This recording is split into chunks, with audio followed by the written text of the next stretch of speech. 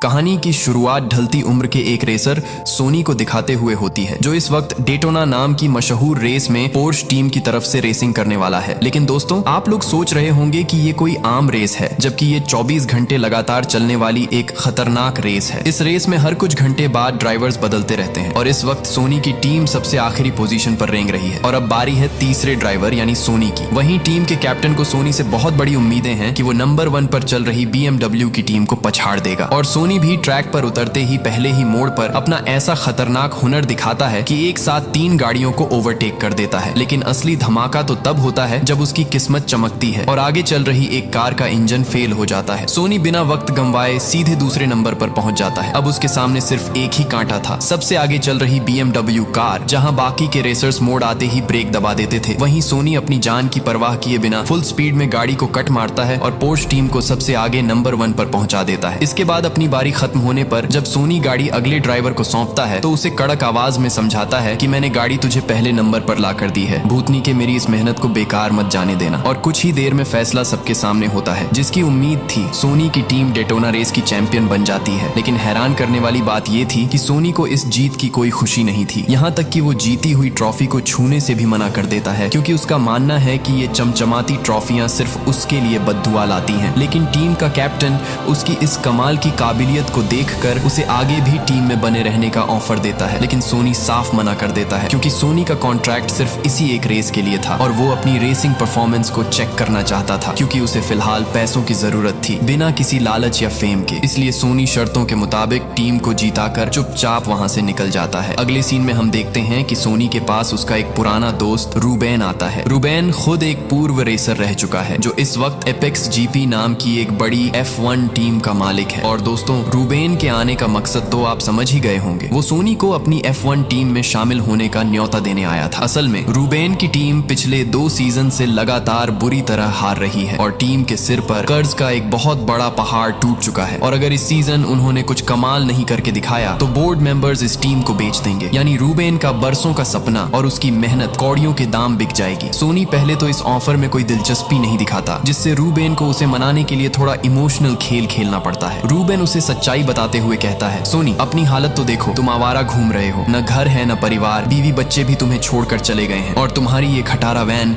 जिसे तुम अपना घर मानते हो, इसके सिवा तुम्हारे पास है ही क्या। इसके बाद रूबेन उसे फ्लाइट का टिकट थमाते हुए कहता है कि वो उसका इंतजार करेगा। इसके बाद कहानी शिफ्ट होती है फॉर्मूला 1 के चमचमाते ट्रैक पर, जहां एपेक्स GP की टीम प्रैक्टिस कर रही है। और दोस्तों, आपको मैं F1 रेसिंग के बारे में थोड़ी बहुत नॉलेज दे देता हूँ। ये सिर्फ स्पीड या रेसिंग का खेल नहीं है, यहाँ तकनीक, हवा का दबाव और 1 सेकंड के 100वें हिस्से की कीमत भी मायने रखती है। इस टीम के पास फिलहाल सिर्फ एक ही रेसर बचा है, जिसका नाम है जोशुआ, क्योंकि बाकी सब रेसर टीम की डूबती नैया देखकर खिसक चुके हैं और F1 के नियमों के मुताबिक हर टीम को 2 रेसर्स उतारने ही होते हैं। और यही वजह थी कि रूबेन सोनी को टीम में लाना चाहता था। खैर, यहाँ हमारी मुलाकात होती है टीम की टेक्निकल डायरेक्टर कैट से, जो टीम की कार को बेहतर बनाने का काम करती है। और जब कैट जोशुआ से पूछती है कि कार में क्या कमी है, तो वो नौसिखिया रेसर अपनी कमियां छुपाने के लिए इधर उधर की फालतू बातें करने लगता है। जोशुआ का ध्यान रेसिंग से ज्यादा अपने करियर और इमेज चमकाने पर है। खासकर जब से उसे टीम की कंगाली की खबर मिली है, वो बस खुद को सोशल मीडिया पर स्टार दिखाना चाहता है, ताकि टीम बिकने के बाद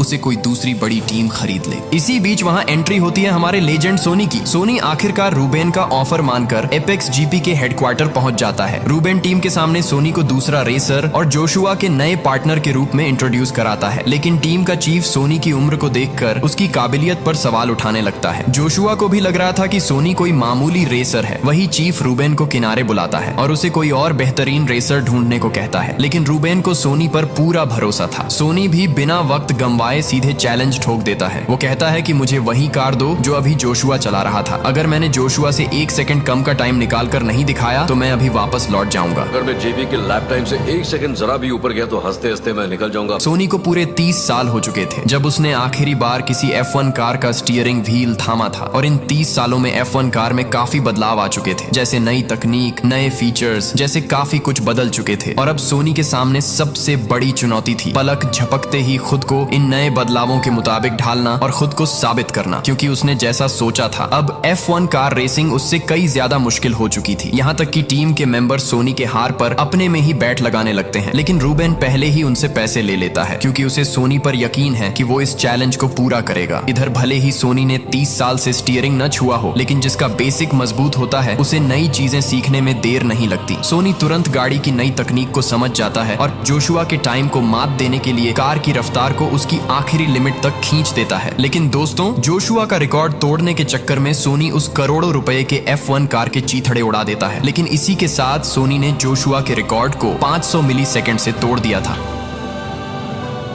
चैलेंज पूरा हो चुका था और अब सोनी एपेक्स जीपी का नया ऑफिशियल ड्राइवर बन जाता है। इसके बाद सोनी को एपेक्स जीपी के मेन हेडक्वार्टर ले जाया जाता है ताकि उसकी मुलाकात टीम के बाकी स्टाफ से कराई जा सके। साथ ही पहली प्रेस कॉन्फ्रेंस बुलाई जाती है। प्रेस कॉन्फ्रेंस में जोशुआ सोनी को बूढ़ा ड्राइवर कहकर उसका मजाक उड़ाता है, लेकिन फिर भी सोनी के चेहरे पर मुस्कान थी। और जब जोशुआ के बाद उसका नंबर आता है तो एक सीनियर F1 जर्नलिस्ट सीधे उसकी दुखती रग पर हाथ रख देता है। वो सोनी की पर्सनल लाइफ और उसके पास्ट के काले पन्नों को लेकर तीखे सवाल पूछने लगता है। लेकिन यहाँ देखिए सोनी का स्वैग, उसे अपनी इमेज चमकाने की कोई फिक्र नहीं थी। वो दुनिया और सोशल मीडिया की परवाह किए बिना मीडिया को करारा जवाब देता है और सबकी बोलती बंद हो जाती है। सोनी का पूरा फोकस सिर्फ अपनी नई जिम्मेदारी पर था। वो पूरे 1 महीने तक कड़ी मेहनत करता है और उसकी लगन देखकर पूरी टीम हैरान रह जाती है, क्योंकि पूरे 1 महीने तक सोनी हर रोज सुबह सबसे पहले ट्रैक पर पहुंचने वाला बंदा था। आखिरकार वो दिन आ ही जाता है जिसका सबको इंतजार था, British grand prix Silverstone. Sonny पहली बार जोशुआ के पार्टनर के रूप में एपेक्स जीपी की जर्सी पहनकर रेस ट्रैक पर उतरता है। रेस शुरू होने से पहले रूबेन सोनी की मुलाकात अपने पुराने दोस्त पीटर से करवाता है, जो उनके टीम का सबसे बड़ा इन्वेस्टर है। खैर, F1 रेस शुरू होने से ठीक पहले सभी ड्राइवर्स टायर्स और ब्रेक्स को गर्म करने के लिए एक वार्म अप लैप लगाते हैं। लेकिन यहाँ सोनी फिर से सबको हैरान कर देता है। जब बाकी गाड़ियां ट्रैक पर दौड़ रही थीं, सोनी अपनी कार को चुपचाप स्टार्टिंग पॉइंट पर ही रोक कर खड़ा रखता है। टीम मैनेजमेंट को लगता है कि कार में कोई खराबी आ गई है, लेकिन ये सोनी की एक सोची समझी चाल थी। वो अपनी कार के टायर्स को सही वक्त पर परफेक्ट टेम्परेचर पर रखना चाहता था और सोनी की ये तरकीब काम कर जाती है। रेस शुरू होते ही उसकी कार गोली की रफ्तार से निकलती है और वो आगे चल रही कई गाड़ियों को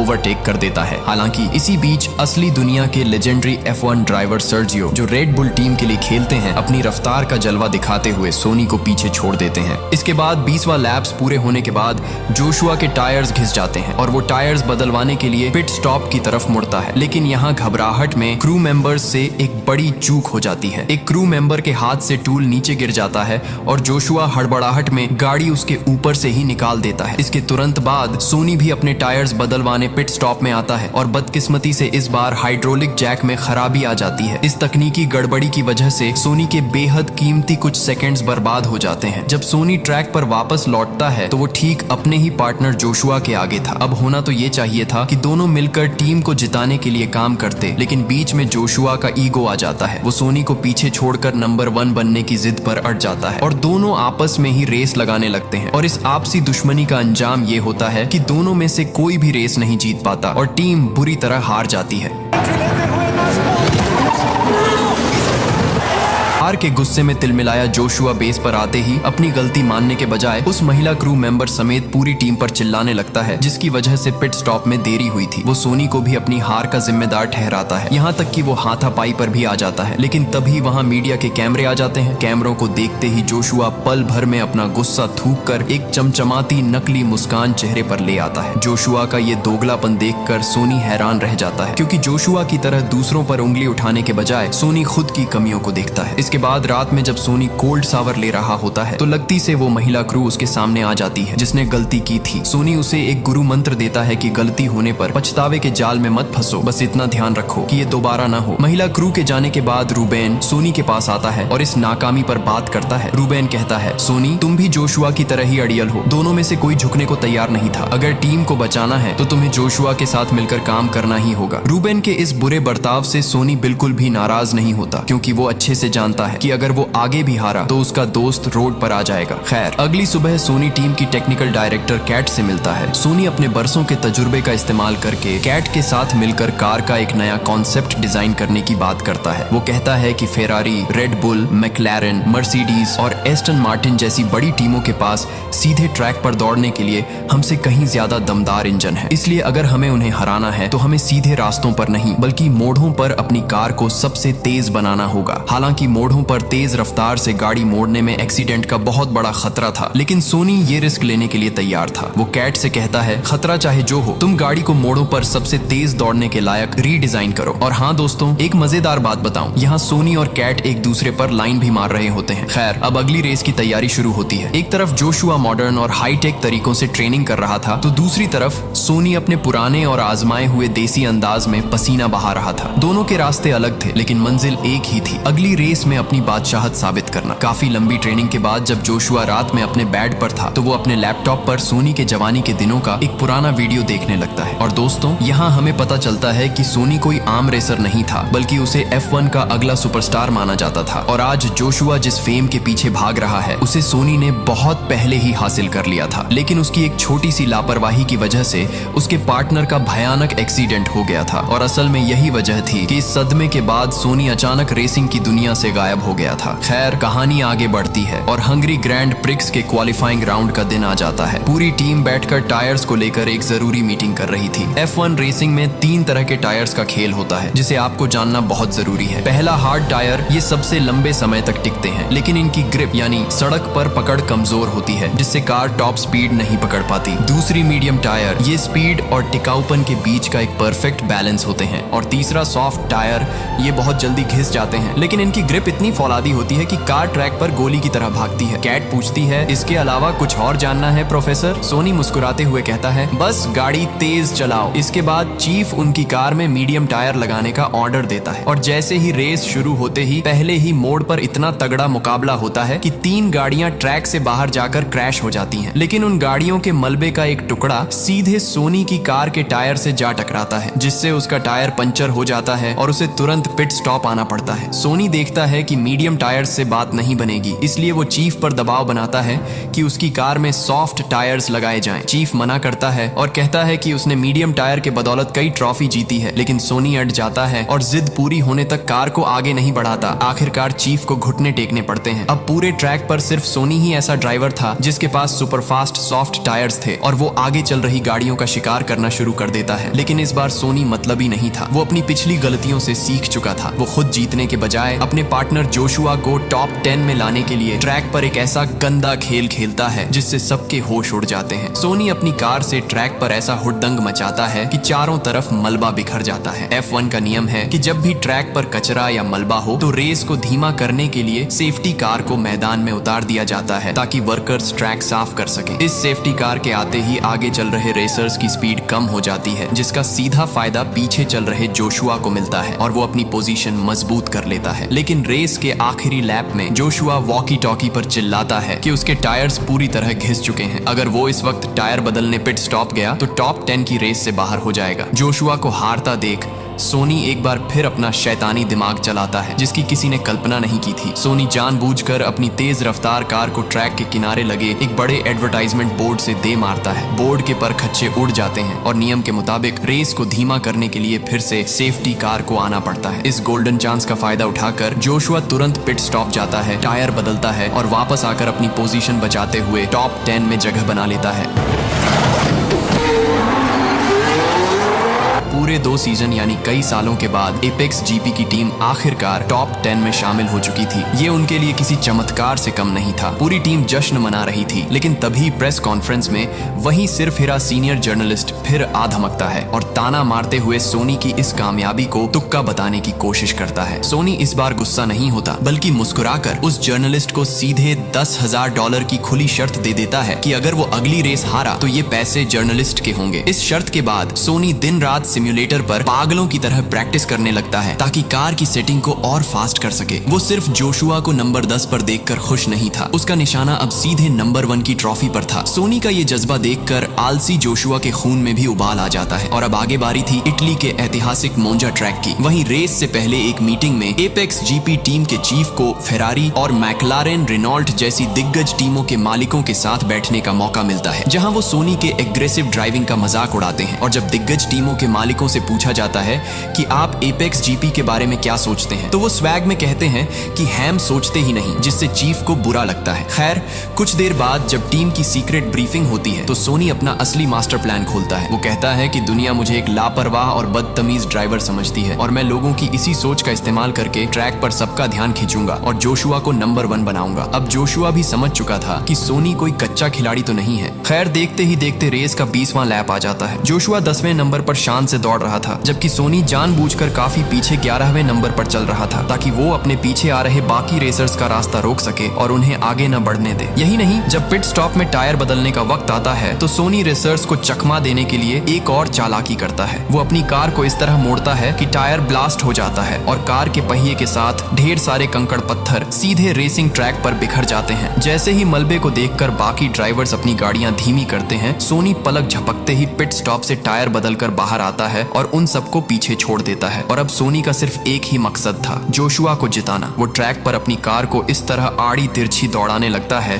कि पीछे आ रही फेरारी और रेड बुल जैसी खतरनाक गाड़ियां चाहकर भी उसे ओवरटेक नहीं कर पाती। सोनी के इस फौलादी डिफेंस की बदौलत जोशुआ को आगे बढ़ने का खुला मैदान मिल जाता है और वो चीते की रफ्तार से गाड़ियों को पछाड़ते हुए सीधे चौथे नंबर पर पहुंच जाता है। लेकिन कहानी में सबसे बड़ा मोड़ आता है 46वें लैप में, जब ट्रैक पर अचानक बारिश शुरू हो जाती है और पूरा रेसिंग ट्रैक पानी से गीला और बेहद खतरनाक हो जाता है। जहां बाकी टीमों के रेसर्स टायर बदलने के लिए पिट स्टॉप की तरफ भागते हैं, वहीं सोनी और जोशुआ जान जोखिम में डालकर बिना रुके गाड़ी दौड़ाते रहते हैं, जिसका नतीजा ये होता है कि सोनी दूसरे और जोशुआ तीसरे नंबर पर पहुंच जाते हैं। अब उनका इकलौता टारगेट था नंबर 1 पर चल रही रेड बुल की कार। सोनी वॉकी टॉकी पर जोशुआ से कहता है कि वो बिल्कुल उसकी कार के पीछे सटकर चले और सही मौका आते ही सोनी उसे आगे निकलने का रास्ता दे देता है। सोनी एक बार फिर वॉकी टॉकी पर जोशुआ को समझाता है कि वो तब तक रेड बुल की कार को ओवरटेक ना करे जब तक अगला मोड़ खत्म नहीं हो जाता। लेकिन जोशुआ का जिद्दीपना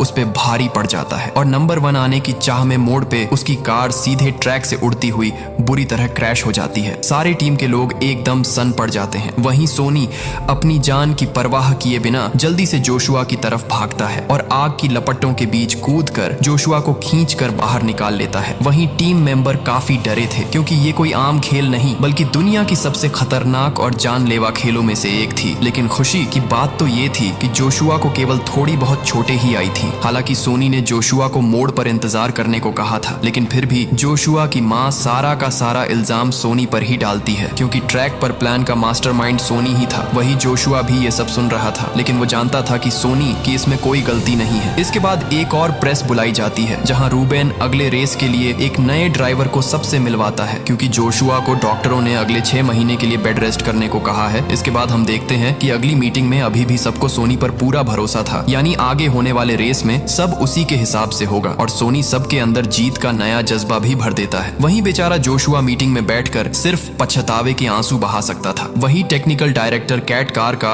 वो नया मॉडल तैयार कर चुकी थी, जैसा सोनी ने कहा था, और ये रिस्की प्लान रंग भी लाता है। आगे होने वाले रेस में सोनी इस नई कार के साथ ट्रैक पर टहलका मचा देता है और एपेक्स जीपी का नाम पूरी दुनिया में बड़ा बना देता है। लेकिन अभी भी वो बड़ी टीमों के मुकाबले काफी पीछे थे और अभी भी आगे उन्हें बहुत कुछ करना होगा। देखते ही देखते 6 महीने बीत जाते हैं और अब जोशुआ पूरी तरह ठीक होकर टीम में वापस लौटता है। सब उसका स्वागत करते हैं, लेकिन जोशुआ को रेस के दौरान ट्रैक पर एक बहुत बड़ा झटका लगता है। वो देखता है कि फैंस अब जोशुआ को भूलकर सोनी को अपना असली हीरो मानने लग गए हैं और एक साथ मिलकर टीम को जिताने के बजाय जोशुआ के दिल में फिर से सोनी के लिए नफरत और जलन पैदा हो जाती है और वो रेस के दौरान बचकानी हरकतें करने लगता है और सोनी को नीचा दिखाने के चक्कर में खुद की ही टीम की रेस खराब कर देता है। रेस खत्म होने के बाद सोनी का पारा 7वें आसमान पर पहुंच जाता है। वो सीधे जाकर जोशुआ की क्लास लगा देता है। साले, मैं यहाँ खून पसीना बहाकर टीम को इस मुकाम पर लाया हूँ और तू लौटकर सब बर्बाद कर रहा है। असल में सोनी तो जोशुआ को ही नंबर 1 बनाना चाहता था, पर जोशुआ के घमंड ने सब मिट्टी में मिला दिया। दोनों के बीच बढ़ते झगड़े को देखकर कैट एक तरकीब निकालती है। वो दोनों को एक सीक्रेट डिनर पर बुलाती है ताकि वो आपस में बैठकर बात कर सकें और अपनी दुश्मनी भुलाकर फिर से पक्के दोस्त बन सके। और ये आइडिया काम भी कर जाता है और दोनों के बीच सब ठीक हो जाता है। आगे हम देखते हैं कि टीम पर एक नई मुसीबत टूट पड़ती है। फार्मूला 1 की ऑफिशियल अथॉरिटी को एपेक्स जीपी के खिलाफ एक शिकायत मिलती है। शिकायत ये थी कि एपेक्स जीपी की कार का नया डिजाइन इलीगल है, जिसे सोनी और कैट ने मिलकर बनाया था और टीम ने इसके लिए F1 से ऑफिशियल परमिशन भी नहीं ली थी। यानी टीम के अंदर ही कोई ऐसा गद्दार था जिसने उनके सारे राज बाहर लीक कर दिए हैं, जिसका नतीजा ये होता है कि F1 ने उस नए डिजाइन पर बैन लगा दिया। यानी अब एपेक्स जीपी को मजबूरी में अपनी उसी पुरानी और खटारा कार के साथ ट्रैक पर उतरना था, जिसमें कोई खासियत नहीं थी। इसके बाद अगले रेस का दिन आता है और सोनी को अचानक याद आता है कि वो अपना लकी ताश का पत्ता अपनी जेब में रखना भूल गया है, जिसे वो रेस के दौरान अपनी जेब में रखता ही रखता है। और ऊपर से वही पुरानी खटारा गाड़ी देखकर सोनी का मानसिक संतुलन बिगड़ जाता है। वो गुस्से, तनाव और घबराहट में होश खो बैठता है। किसी को कुछ समझ नहीं आ रहा था कि आखिर सोनी को हुआ क्या है। इधर ट्रैक पर गाड़ी पूरी तरह सोनी के कंट्रोल से बाहर हो जाती है और अचानक गुस्से में ड्राइविंग करने का नतीजा ये होता है कि सोनी का एक भयानक एक्सीडेंट हो जाता है और उसे अस्पताल ले जाना पड़ता है। लेकिन इस एक्सीडेंट से एक पुराना राज बाहर आता है। रूबेन को रिपोर्ट में पता चलता है कि सोनी की रीढ़ की हड्डी में बहुत पुराना और गंभीर जख्म है, जिसके साथ रेसिंग करना मौत को बुलावा देना है। ये जानकर रूबेन को काफी बुरा लगता है। वो अपनी टीम बचाने के चक्कर में अपने सबसे पक्के दोस्त को खोना नहीं चाहता था, इसलिए वो चिल्लाते हुए सोनी को टीम से बाहर निकाल देता है ताकि वो ट्रैक पर मर न जाए। बाहर जोशुआ, जो सोनी से मिलने गुलदस्ता लेकर आया था, वो बाहर से ही रूबेन को सोनी पर चिल्लाते देख बिना मिले ही चुपचाप वापस लौट जाता है। और आखिरकार जोशुआ अपनी माँ को सच बता देता है कि उसके एक्सीडेंट की वजह सोनी नहीं बल्कि वो खुद था, क्योंकि जोशुआ को एहसास हो चुका था कि सोनी एक अच्छा इंसान है। इधर अस्पताल से छुट्टी मिलने के बाद सोनी अपनी खटारा वैन के साथ हमेशा के लिए रेस की दुनिया से दूर जाने वाला ही था कि तभी उसके पास वही अमीर इन्वेस्टर पीटर आता है जो शुरुआत में मिला था। वो सोनी के सामने एक ऐसा घिनौना ऑफर रखता है कि आपके होश उड़ जाएंगे। पीटर बताता है कि सोनी की बेहतरीन परफॉर्मेंस की वजह से एपेक्स जीपी की ब्रांड वैल्यू बहुत बढ़ गई है, इसलिए वो और बोर्ड मेंबर्स मिलकर इस टीम को एक बड़े खरीदार को बेचने जा रहे हैं। इस डील से इन्वेस्टर तो अरबपति बन जाएंगे, लेकिन टीम के असली मालिक रूबेन को लात मारकर बाहर निकाल दिया जाएगा। इन्वेस्टर सोनी को लालच देता है, अगर तुम अगली और आखिरी रेस में जानबूझकर हार जाओ ताकि रूबेन टीम बेचने पर मजबूर हो जाए, तो मैं टीम बिकने के बाद तुम्हें इस नई टीम का चीफ बना दूंगा और तुम्हें इतना पैसा दूंगा कि तुम्हारी 7 पीढ़ियां ऐश करेंगी। और हाँ, यहाँ सबसे बड़ा खुलासा होता है, F1 अथॉरिटी को कार के डिजाइन के नकली पेपर्स भेजने वाला कोई और नहीं बल्कि यही कमीना इन्वेस्टर था। उसने जानबूझकर ऐसा किया ताकि टीम हार जाए, रूबेन बर्बाद हो जाए और वो टीम को महंगे दामों में बेच सके। इस लालची इन्वेस्टर से मिलने के बाद सोनी के दिमाग में क्या चल रहा था ये कोई नहीं जानता। वो सीधे एपेक्स जीपी के गैराज में पहुंचता है, जहां जोशुआ उसे देखकर इस बार सच में खुश था। वहीं रूबेन उसे वहां देखकर हैरान रह जाता है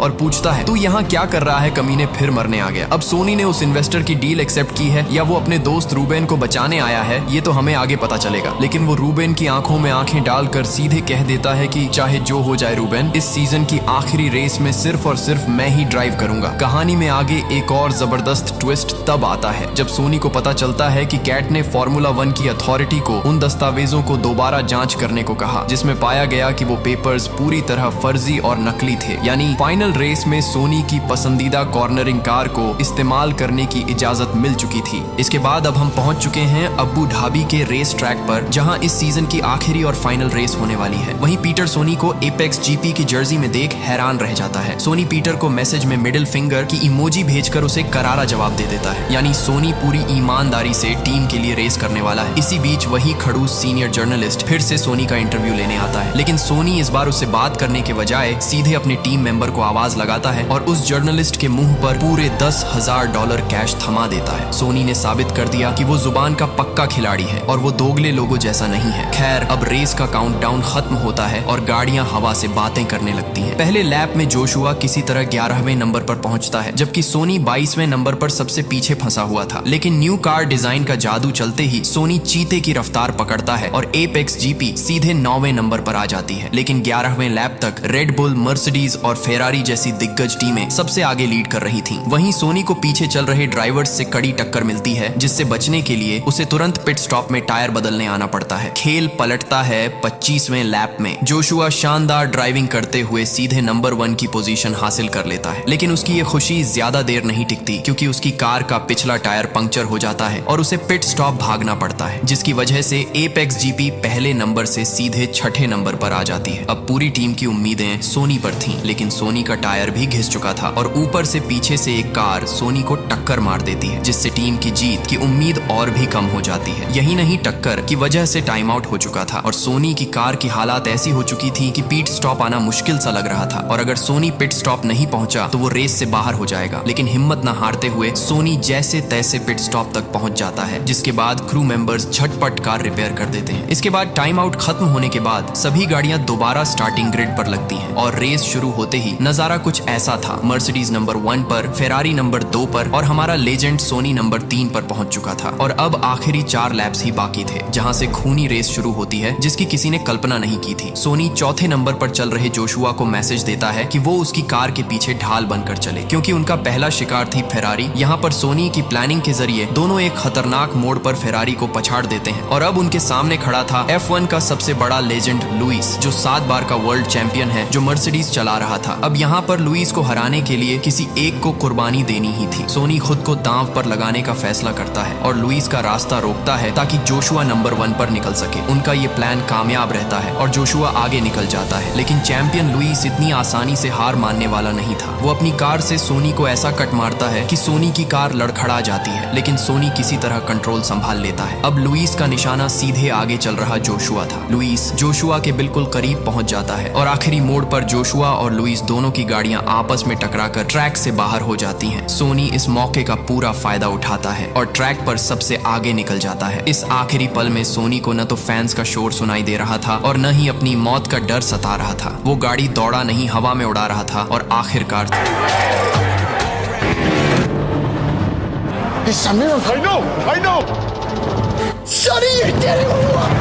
हाँ भाइयों, सोनी फिनिशिंग लाइन को पार करता है और नंबर 1 बनकर वर्ल्ड चैंपियन का खिताब अपने नाम कर लेता है। वही सोनी के इस बेखौफ अंदाज को देखकर रूबेन और पूरी टीम की आंखें फटी की फटी रह गईं। वहीं दूसरी तरफ उस गद्दार इन्वेस्टर को बोर्ड मेंबर्स ने लात मारकर बाहर निकाल दिया। जीत के बाद जब सोनी को चमचमाती ट्रॉफी दी जाती है तो वो उसे लेने से साफ मना कर देता है। दरअसल सोनी ऐसा इसलिए करता है ताकि उसका दिल और दिमाग घमंड, दिखावा और अहंकार जैसी गंदी बीमारियों से दूर रहे और वो इस पल भर की खुशी और फेम के जाल में न फंसे। जहां पूरी टीम शैंपेन उड़ाकर जश्न मना रही थी, सोनी चुपके से उस भीड़ से निकल जाता है। उसका लक्ष्य सिर्फ रेसिंग था, फेम नहीं। वो अपनी पुरानी वैन उठाता है और एक नए सफर पर निकल पड़ता है। तो दोस्तों, यही थी आज की हमारी कहानी। उम्मीद है कि आपको अच्छा लगा होगा। तो चलिए मिलते हैं जल्द। Bye bye.